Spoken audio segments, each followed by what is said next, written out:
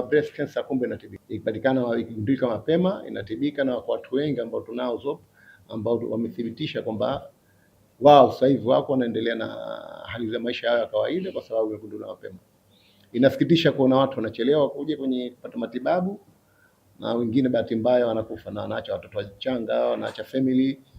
Ni tatizo kusema kweli, lakini ndio maana awareness inakuwa na umuhimu wake, na ndio maana hao vijana wakwenda kwa vijana wenzao, na tunavyoamini kutokana na wao habari zinafika na majumbani. Kwa hivyo awareness inakuwa ndani ya Zanzibar.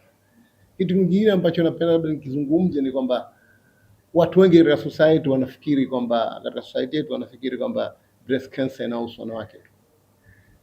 The reality ni kwamba breast cancer inahusu wanaume pia. Kwa hivyo wanaume waanze kujifikiria kwamba na mimi pia niko haja ya kufanya uchunguzi, waondoe uoga huo. Lakini madaktari wanasema pia ikiwa wao watakuwa wanazifahamu dalili, wanaweza kuwasaidia na wake zao. Kwa mfano, mbona ishara hizo zinaonekana ni ishara za kitu fulani. Kwa hivyo breast cancer awareness ni muhimu kwa jamii nzima. Wala wanaume tusikae tukifikiri kwamba ile anahusu wanawake tu, alihusu wanawake tu. Sisi wenyewe tunaweza kupata breast cancer, halikadhalika sisi tunaweza kuwa ni sababu ya matibabu ya wake zetu, ambayo result yake ni faida kubwa kwa jamii na family. Baada ya hapo nafikiri nitangaze kwamba breast cancer ifunguliwa, kampeni itaanza kupitia Wizara ya Elimu na Mafunzo ya Amali.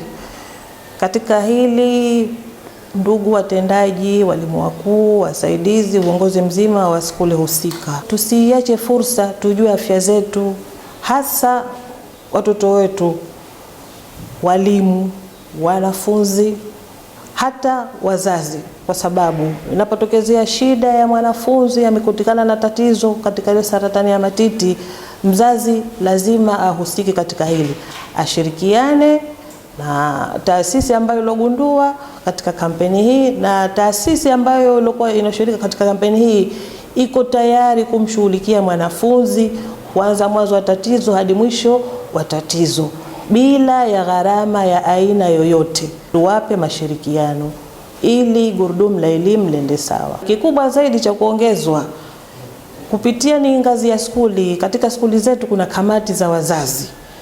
Kwa hiyo watapokuja wahusika katika skuli zetu, tuwalike na wazazi, kamati za wazazi washiriki katika hili, kusudi ya kwamba litapotokana tatizo, mzazi tayari amekuwa kishapata elimu, inakuwa ni rahisi kushirikiana baina ya mwalimu, mzazi na ile taasisi ambayo inahusika na kampeni hii. Kujiunga katika kampeni hii ya saratani ya matiti, tunaamini kwamba afya ni kitu muhimu katika jamii, na tuna imani kwamba kupitia kampeni hii ya saratani ya matiti tutajenga jamii ambayo itakuwa na uelewa wa afya, pia na itakuwa na umakini wa uchunguzi wa haraka.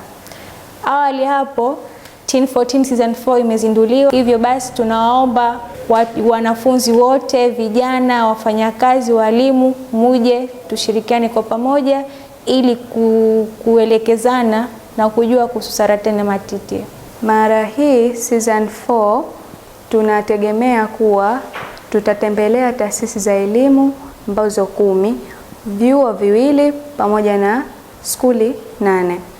Na tunafanya hivyo kwa lengo la kuwapa elimu. Kwa miaka iliyopita wanakuwa wanatembelea shule, yani skuli tu, lakini kwa mara hii tunatembelea na vyuo ili yule ambaye tulimkosa skuli tuwe tumempata chuo.